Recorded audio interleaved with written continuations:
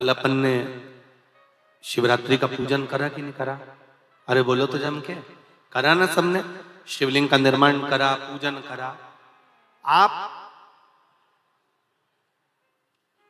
365 दिन पार्थिव शिवलिंग का निर्माण करोगे, सावन महीने में पार्थिव शिवलिंग का निर्माण करोगे, पर जितनी बार भी आप पार्थिव शिवलिंग का निर्माण करोगे तो सूर्य अस्त होने से पहले पार्थिव शिवलिंग का विसर्जन आपको करना पड़ेगा। पर 12 महीने शिवरात्रि आती है। शिवरात्रि के समय पर, शिवरात्रि के दिन हम दिन में नहीं, रात में 1 पहर, 2 पहर, 3 पहर, 4 पहर में जितना मन बन जाए कि 1 पहर पूजन करूंगी मैं, 2 पहर करूंगी। कल अपन ने कितनी पहर की पूजन करी? जम के बोलो जरा। 1 पहर की पूजन करी। शिव महापुराण की कथा कहती है शिवरात्रि की जो पूजन होती है, इसका मतलब क्या है? शिवरात्रि, इसको ये नहीं लिखा गया शिव डे, शिव दिन। इसको क्या कहा गया है? जम के बोलो जरा। शिवरात्रि। शिव महापुराण की विद्येश्वर संहिता में कौमार खंड के अंतर्गत स्कंद पुराण में जो वर्णन आता है कि 12 महीने शिवरात्रि आती है। जो रोज पूजन करने वाले हैं, रोज पार्थिव शिवलिंग का निर्माण करने वाले हैं, रोज सावन के महीने में शिवलिंग का निर्माण करते हैं, हजारों शिवलिंग बनाते हैं। तुम लाखों शिवलिंग का निर्माण कर लो, पर सावन के महीने में या 365 दिन शिवलिंग बनाओगे तो वो शिवलिंग तुम्हें सूर्य अस्त के पहले विसर्जन करना पड़ेगा। पर शिवरात्रि के दिन जो तुम शिवलिंग का पूजन कर रहे हो वो रात्रि में अगर करते हो तो 1 पहर का करते हो तो 1 पहर की पूजन करने के बाद विसर्जन कर दो। 2 पहर का करते हो तो 2 पहर की पूजन करने के बाद विसर्जन कर दो।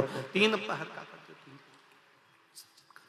4 पहर का करते हो तो 4 पहर का करने के बाद विसर्जन कर दो।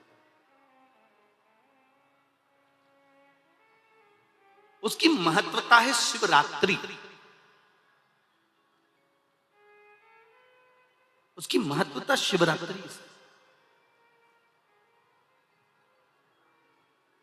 कई लोगों के मन में संशय जाग जाता है कि गुरुजी, सूर्य अस्त के बाद क्या हम शिवलिंग की पूजन कर सकते हैं, क्या विसर्जन कर सकते हैं? तो पहले तो अच्छे से समझ लो कि तुम सावन महीने की शिवरात्रि की पूजन कर रहे हो। रात्रि लगी हुई है उसमें कि रात्रि को ही होगी और रात्रि को ही विसर्जन होगा।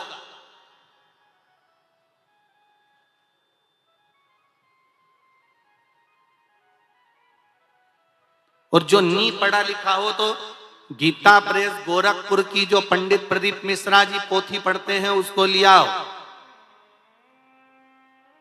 उसका नंबर देखकर, और उसका स्मरण करना प्रारंभ करो कि हम 365 दिन अगर शिवलिंग का निर्माण करते हैं तो वो शिवलिंग का निर्माण हम दिन में कर दिन में विसर्जन कर सकते हैं।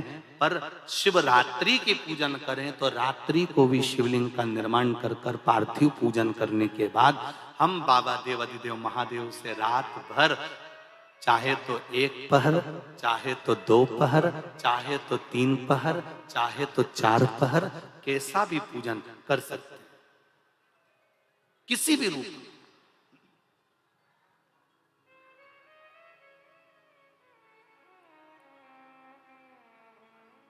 पर कई बार हमारे जीवन में संशय उत्पन्न हो जाता है, और एक बात अपनी जिंदगी में उतार कर रखना, अगर पार्थिव शिवलिंग का पूजन रात्रि को आपने करा है तो पार्थिव शिवलिंग का पूजन हमने भी यहां पर बैठ कर किया है, दिल के साथ, हृदय के साथ।